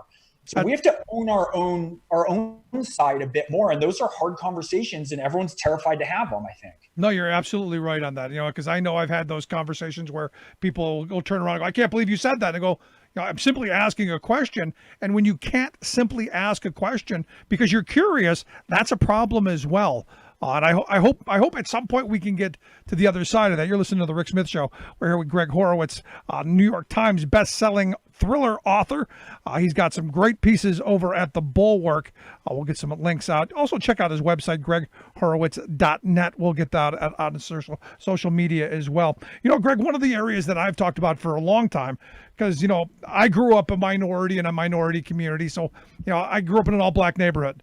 We used to play this neat game called Chase the White Kid and beat the crap out of him. I'm sure it was a fun game, but it not for me. I always believed that it wasn't about black and white. It was about green. It was about economic power. Because at the end of the day, as a white kid in that neighborhood, I was no better off than anyone else. And over the years, my thinking on that has changed while I'm still focused on the economic part of this, where I do believe that everyone is entitled to a job, one that can support their life and their family. I am now, I've moved more that there has to be more done. But still, I come back to the economics of it.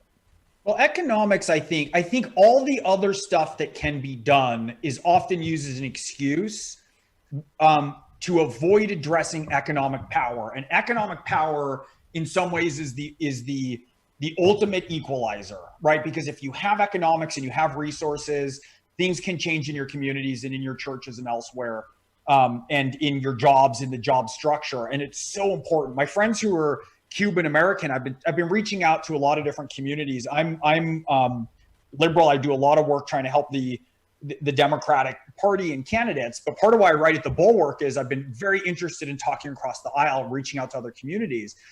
And it's very interesting because Cuban Americans, a lot of the conversations I've had, it's very much about what are my economic opportunities. I don't care what a president's going to call me. I don't care if there's slurs. If I have economic opportunity, that's what we've learned is everything.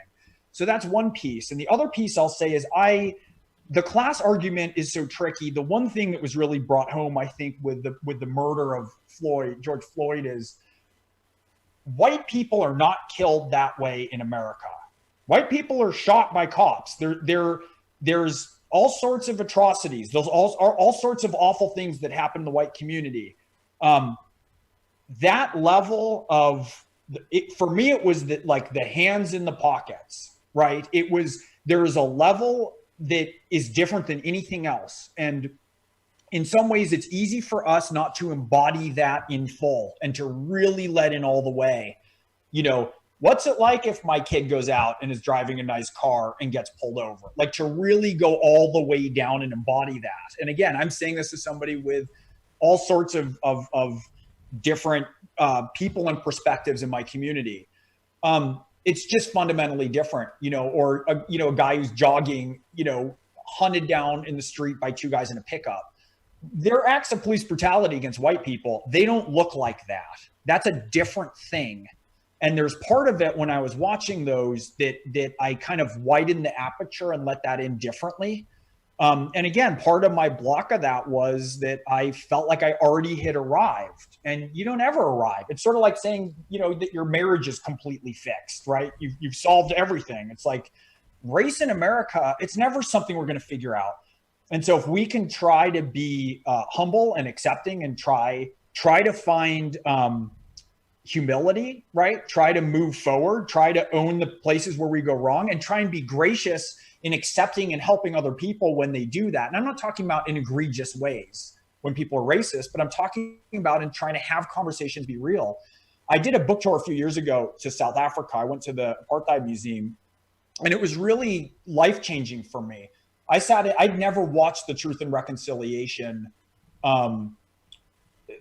the I guess hearings. I don't know what you'd call them, but watching Desmond Tutu sort of have the level of discussion that he had with all sides of society as frankly as he did, it's sort of this preternatural, I don't know, moral authority was what allowed everything to get out. And when it comes out, it's gonna be ugly and complicated and awkward and uncomfortable. And we can't set a tone that any time that we stumble or admit past problems, which a lot of us are going to have, that we're just excised and removed. That's just another excuse to to sweep it under the rug. Yeah. So let me ask you this, because there's a lot of talk about removing statues. I hear out in Philadelphia over the weekend, you saw what happened at the Columbus statue. How much of the history that white America learned is going to be have to be rewritten or torn down or any of that. I mean, you got Jeff Sessions, who I don't agree with, but people who grew up in the South, they look at those Confederate generals as heroes of the South. How do you rewrite an entire historical frame? Stanley McChrystal has a great piece about his changing sort of intellectual and military relationship with Robert E. Lee.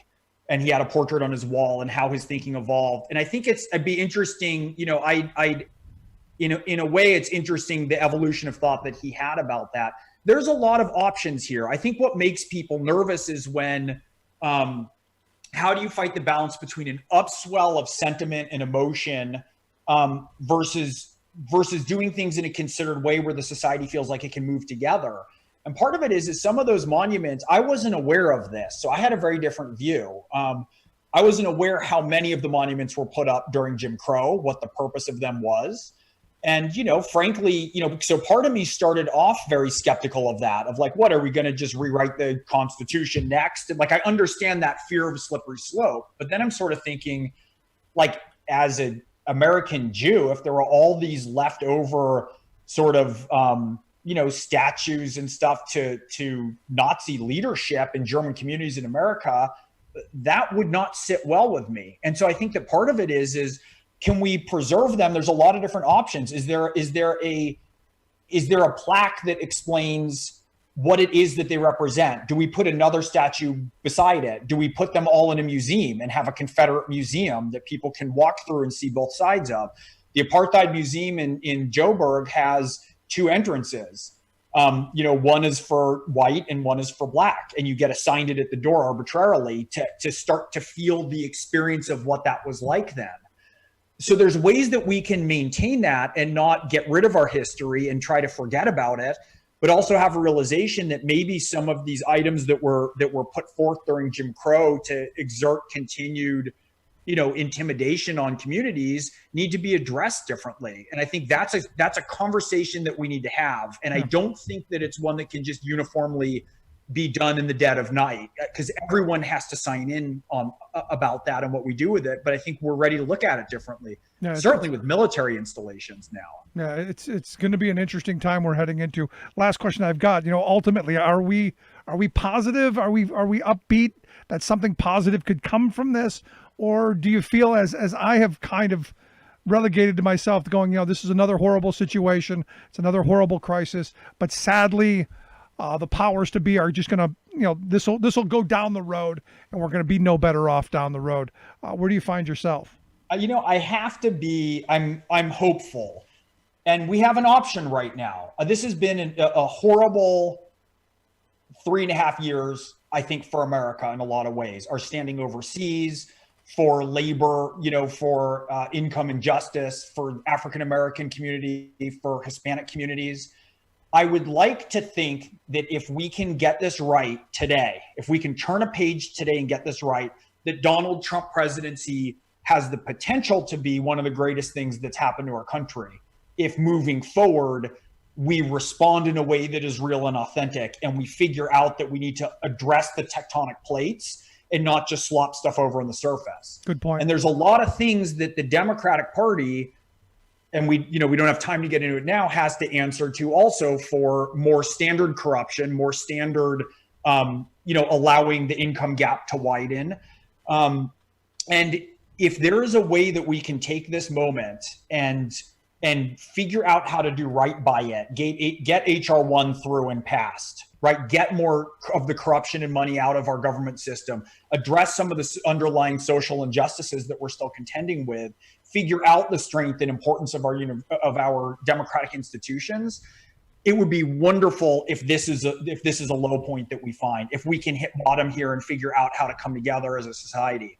And I'd like to think that that's what's starting to happen here.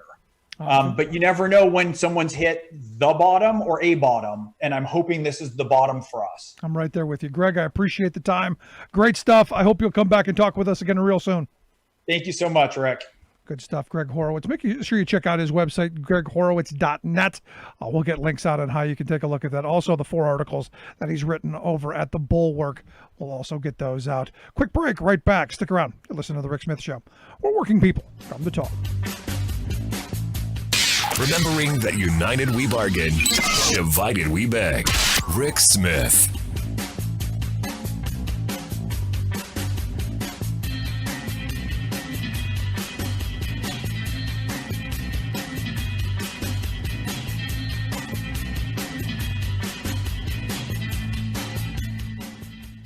I'm Rick Smith, and this is Labor History in 2. On this day in labor history, the year was 1908. That was the day that the Executive Board of the American Federation of Labor established its Metal Trades Department. The goal was to coordinate the organizing and legislative efforts of those in the many metal trades. The department joined together workers from sheet metal workers to blacksmiths, iron shipbuilders to brass and silver workers, foundry workers to stove mounters, and more. In all, 600,000 workers were members. The new department held its first convention in Cincinnati, Ohio, that following February. One of the earliest major work projects involving the new department was the construction of the Panama Canal. More than 70,000 workers, including many metal workers, worked on the canal over a decade. By the time the canal was completed in 1914, more than 5,000 workers had died on the project. The metals department often had to navigate an ever-changing demand for the skills of its members. In times of war, as orders for battleships soared, the workers were in high demand. During peacetime, orders fell. In 1945, the U.S. Navy recognized the contribution of metal workers during World War II. They christened the USS Joseph S. McDonough. The ship was named after a former Secretary-Treasurer of the Metal Trades Department who had worked in the Brooklyn Navy Yard. One of the key victories of the Metal Department was the passage of the 1938 Federal Apprenticeship and Training Act. The year prior, Metal Department President John Fry was appointed by President Franklin Delano Roosevelt as the labor representative for the first Apprenticeship Committee. The act formalized apprenticeship training programs. Today, the Metals Department of the AFL-CIO represents thousands of workers in 17 unions. Labor History in 2 brought to you by the Illinois Labor History Society and The Rick Smith Show.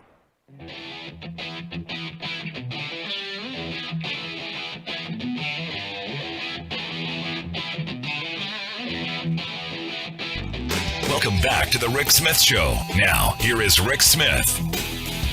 So the big story today, obviously, the Supreme Court's ruling, a 6-3 ruling in favor of the LGBT community, and this, basically prohibiting people from being fired or discriminated against based on sex. And I got to tell you, I was shocked at the 6-3 ruling. I was shocked at the fact that Neil Gorsuch came on the other side. But when you read what he wrote, it makes sense. It really does make sense. And here to share some thoughts on this historic Supreme Court decision, I've asked Nick Fish to come talk with us. Nick is the president of the American Atheist Group. Atheist.org is their website. Nick, thanks for taking time for us. No, glad to be with you, Rick. How are you doing today? So let's start right from the beginning. How surprised were you by this decision? Well, I think we were all a little bit surprised. The thing that you have to remember about the Supreme Court justices is their ideological bent. Who appoints them to the bench is not necessarily what's going to drive the opinions that they make, especially when we're talking about something like textualism or some of these decisions that can come out in really unusual ways. And so Gorsuch in particular has been a little bit idiosyncratic, we'll say, on some criminal justice issues, siding with the more liberal justices on certain issues there. Kagan in particular has been someone who, despite being known as a liberal justice, will occasionally side with more expansive interpretations of executive power, or even in religious freedom issues, will side with the conservatives. And so you never can quite tell. This is one of those things that I think we were all surprised about, but I don't think we were shocked that Gorsuch would write this decision, having read the decision now. The question was if Gorsuch was going to do what he says, or if he was going to be cynical and approach it from an outcome-based approach to analysis.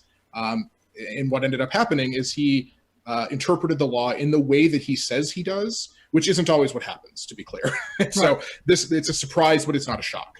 I think the bigger surprise for me was that the Chief Justice, John Roberts, signed on to this opinion as well. But it's a great day. I mean, let's not celebrate. get into absolutely. Yeah, let's not get into psychoanalyzing them. Let's just say this is a heck of a day for LGBTQ Americans. Gold star for them for doing the right thing today. Let's see what they screw up tomorrow. Right. That's what we all have to remember is, Anthony Kennedy gave a lot of wins to LGBT Americans, while with the other hand, taking away the right to choose, taking away abortion access for millions of women. So, none of these people are heroes. They're complicated. You never know how these decisions are going to go until they're written. No, I mean, Gorsuch for me is particularly loathsome because while obviously siding with LGBTQ workers, he decided in the Janus case to screw all public sector workers. So to me, you give it with one hand, take it with the other. But this brings me to the point that, when I read this, I'm going, well, this is great. You can't be fired for being transgender or for being gay, which is stupid to begin with. But you can just be fired for anything else. So even if an employer, it's been my view that in at-will states, which all 50 are, without a union contract, you're an at-will worker. You could be fired for anything else now. So an employer just goes, well, I'm not going to fire you for being gay. I'm just going to fire you for anything else. Right. And this is the case with anything that's protected under the Civil Rights Act, is a lot of times employers will find a pretextual reason for firing workers. And I think that happens all too often for workers in our society.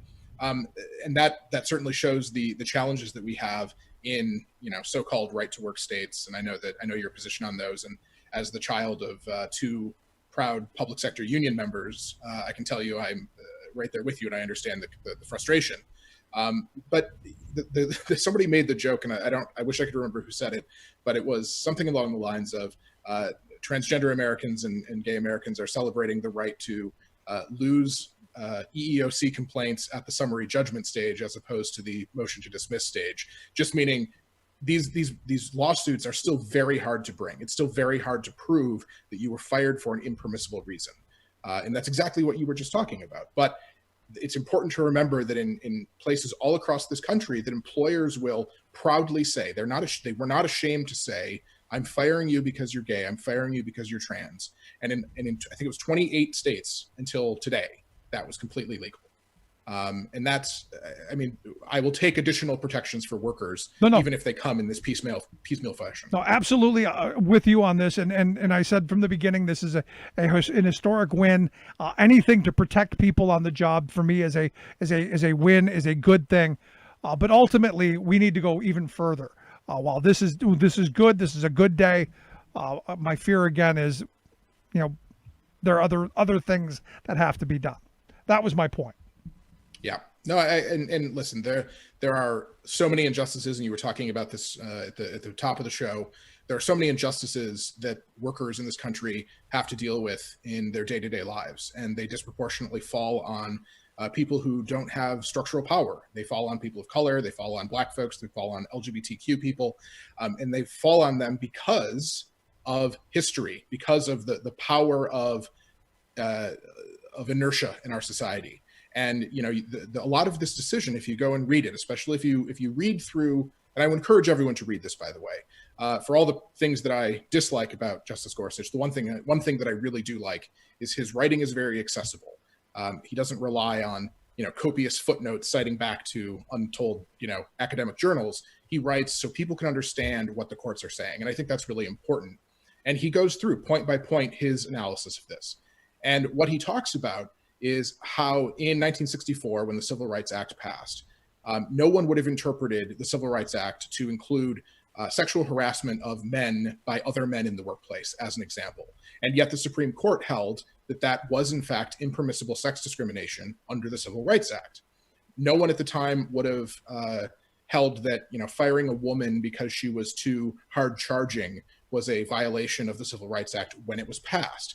But in PricewaterhouseCoopers, another landmark Supreme Court case on which a lot of this was based, they held that a woman who was fired because she was, too assertive, we'll say, in meetings was fired because on the basis of her sex. And so, the slow march and additional understanding is really important. But at the same time, looking at exactly the reason why people were facing discrimination and why they were fired is something that the courts have to do. And it's, in this case, it's clear 100%. You fired people because of their sex. They fired Amy Stevens because of her sex. They fired Bostock because of his sex. And they fired Zarda because of his sex. It's that simple.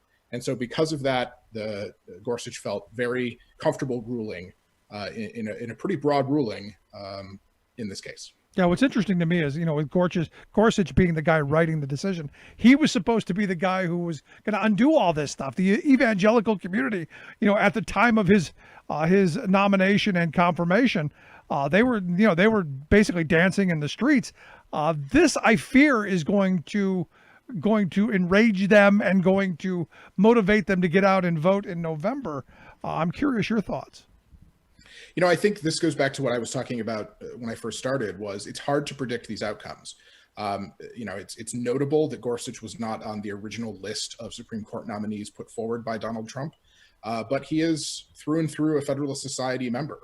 He was, the religious right groups were talking today, and I saw one person say Gorsuch was grown in a Federalist Society lab. Well, that may be true, but because in many cases the judges are basing their decisions on an actual reasoned reading of the law, and they're not, out and out hypocrites all the time. And because of that, you don't necessarily know how these judges are going to shake out and these decisions are going to shake out in any particular case. It's too hard to read into their ideology on certain motivated policy decisions. And so their decisions in many of these cases will turn on the specific language of the law, or will turn on the arguments that are being made in the briefs, or will turn on the fact patterns of the case itself. It's not necessarily the case that they're going to be hardened out just partisans. They don't necessarily shake out that way, especially when you're talking about Supreme Court justices, and especially when you're talking about people who, have a lifetime appointment and, consider themselves academically rigorous on maybe a trial judge or at the district level, or a circuit judge at the mid-level. You'll sometimes have people that are just out and out partisans, and that's part of the system. Yeah. And that's something that we have to guard against. But at the Supreme Court, it's hard to say. And so I don't know that they're going to necessarily double down and say, okay, now we need to get another person. They're demoralized. And the one thing that the religious right is saying today is they're kind of understanding that they're playing second fiddle to the big business, the corporatist side, because Gorsuch is a reliable vote for the most part. We all are. Yeah, right, exactly. And so the religious right has played junior partner for a very long time. But abortion, they've been together with the Republican Party for a very long time. Abortion is still legal. Gay marriage is happening. Transgender people, LGBT people are not being fired from their employment right now because of this decision and because of the work that has been done by advocates advancing laws. And they're pissed about that. And so they're kind of seeing that their religious motivation, their want of a theocratic society that's based on, quote unquote, Judeo-Christian values, whatever that means, is playing second fiddle to a corporatist agenda to protect the interests of big business. And, I think, let's be clear here, the corporate interest right now is not firing LGBT people. They know that ship has sailed. And right. So the corporate interest is very much in, oh, we're going to put up a pride flag, celebrate pride. Where the greenwashing of pride is certainly something that's very common that is critiqued within the LGBTQ community. The moneyed interests know how to pave the way with a couple of bucks and a couple of nice words, some pennies and some praise. Some coupons. Yeah, absolutely. Some coupons, exactly. But here's the thing. When I saw this today, I saw there were two dissents. One from Samuel Alito, who I see as a complete ideologue, and then one from Justice Kavanaugh. And I go, how unusual is it? Is it rare that there are two dissents in a case like this? I mean, you're the expert. Is it rare?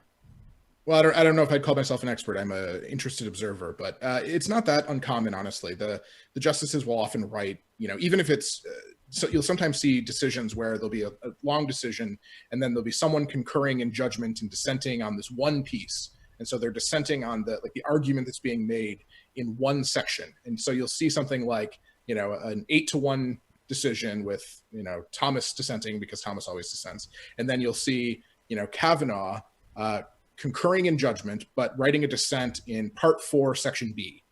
And it can sometimes be just as flat as that. It can also be something more complicated. There are cases, especially around free speech, any of these really tricky, sticky subjects. But the case where, they were talking about pornography and talking about, things that were rising to that level of obscenity, and where the immortal line, I know it when I see it, was struck. That decision had 7 different writings or 5 different writings, and there was no majority opinion. It was only a plurality opinion. There were enough people voting on one side or the other to make a decision, but no single decision commanded a majority. And so when that happens, you just end up with really messy law. So there'll be what's called a plurality opinion. So there'll be a decision, but the reasoning isn't binding necessarily. And so it gets really complicated. For dissents, though, everybody can write a dissent if they want to, just laying out their reasoning behind things. And so what happened here, Kavanaugh, looked at the dissent that Alito was writing, decided that he didn't want, his first couple terms in the court burdened with this just spittle-covered raging that Alito was doing, and wrote a very conciliatory opinion that kind of ended with something along the lines of, the LGBTQ community should be very proud of the work that they've done. They should be proud of this victory. I'm happy for them. However, the courts were not the arena to do this. You should have done this through Congress. That was basically Kavanaugh's writing, whereas Alito, it was just bonkers craziness with appendixes and copies and scans in the middle of a decision, which I have never seen. That is something that I'm sure has happened, but is very uncommon. And it's the reason, by the way, that this decision, when we were trying to download it from the Supreme Court's website, kept crashing the website, because the decision, the PDF of the decision itself is almost 23 megabytes, because he's got scans of barely legible enrollment papers for enlisting in the military from decades ago. And he felt that was important to include as a scan in his decision rather than just putting it in a footnote. Why? No clue. Well, he is Samuel Alito, and he is Samuel Alito. It is where it is. So last question I've got for you. As a country, at some point, can we now move on from this and give people their rights and not have to continue to litigate and fight this in public and not have this be a divisive political issue? Can we now just say it's accepted? No. No. So Samuel, the Neil Gorsuch in the decision leaves a couple of landmines for us. He specifically talks about RFRA, the Religious Freedom Restoration Act, that I think a lot of people forget exists. It's a law that was passed in the 1990s to overturn a Supreme Court decision, or to kind of modify the analysis that was going to go into those types of decisions. The decision was Employment Division versus Smith, which basically said that any generally applicable law, as long as it's applied neutrally to everybody, can sometimes infringe on people's religious activities, and that's not necessarily unconstitutional. Well, RFRA rolled a lot of that back, and is the vehicle that's been used for so many of these cases that we all know nowadays as really bad religious freedom cases. So Hobby Lobby was decided not by the Constitution, but by RFRA, saying that the government has to undergo or use the least restrictive way possible of enacting something. And and we have to just take their word for it, take religious folks' word for it if they say, "Oh, this infringes on my rights." To the point where, for the Little Sisters of the Poor case, the nuns who didn't want to provide birth control, they asserted that simply filling out a form to take advantage of an exemption, meaning that if they filled out the form, their employees could still get birth control, they just wouldn't have to pay for it. The government would take care of it. They said filling out that form to take advantage of the exemption that was created for them in the Affordable Care Act was an imposition on their religious freedom because it made them complicit in an evil. And so in Gorsuch's decision, he says, RFRA, we're not ruling on that here because the defendants, the employers here, didn't bring that up. So we're limiting our analysis to what's the facts that are in front of us. However, and this is where things get kind of scary, he says, quote, because RFRA operates as a kind of super statute, displacing the normal operation of other federal laws, it might supersede Title VII's commands in appropriate cases. He's basically saying, here's how you bring this to us next time if you want to get out of this. And this is a concern because there are cases before the court this term that implicate this. And so one of the really big ones that's out there still is a case called Our Lady of Guadalupe, Our Lady of Guadalupe School versus Agnes Morrissey Baru. Morrissey Baru was a religious teacher, or she was a teacher at a religious school, excuse me. And the school, Our Lady of Guadalupe, said, oh, no, she's a minister of the faith. And the reason they're saying that is because they wanted to fire her. And now this is a consolidated case with Daryl Beal, and I can't remember which one is which, but one of them was fired because they raised a complaint under the Americans with Disability Act, and one of them was raised a complaint for another reason, and they were fired after years of good service. They weren't even Catholic themselves, but they were fired because the court said, well, you don't have to be, the school said, you don't have to be Catholic to teach here. You just have to follow our things. And they read like a devotional each day. And what the schools are arguing is that simply reading the devotional, if you're a math teacher or a history teacher, reading that devotional to your students makes you a minister of the faith, and we should be entitled to absolute immunity from anything that protects workers. And so even the very limited set of worker protections that we have, these schools don't want to have to follow them.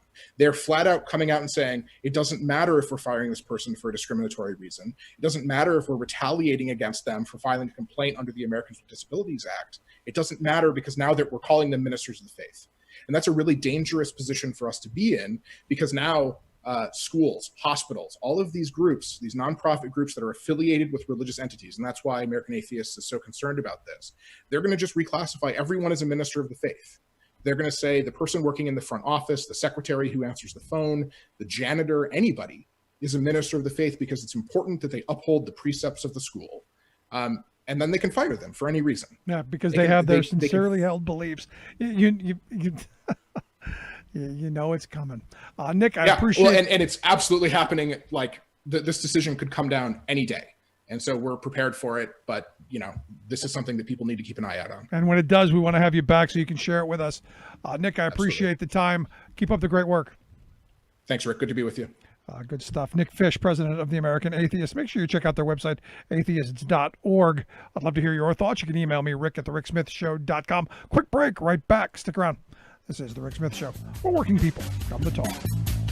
Remembering that united we bargain, divided we beg. Rick Smith.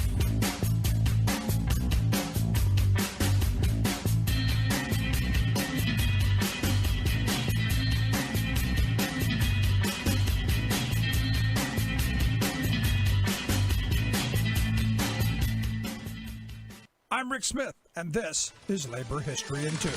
On this day in labor history, the year was 1990. About 400 janitors were protesting at Century City, a large office complex in Los Angeles. It was part of SEIU's Justice for Janitors campaign in LA. The janitors had gone out on strike against international service systems. The strike had started on May 30th, and despite promises that they would not interfere with the protest, the LAPD showed up wielding batons. They demanded the janitors immediately vacate the premises. police. But instead of dispersing, the protesters linked arms, and in a show of solidarity, they marched toward the 150 police dressed in riot gear. Police responded by savagely beating protesters, clubbing people on the ground as they tried to stand back up. One demonstrator, who was 3 months pregnant, suffered a miscarriage caused by the police beating. The media recorded the brutal attack. Coverage spurred outrage at the actions of the police that day. It also made the janitors more determined than ever to win a contract. Public pressure resulted in a new contract with a $2 an hour raise for the janitors. They also won family health care coverage.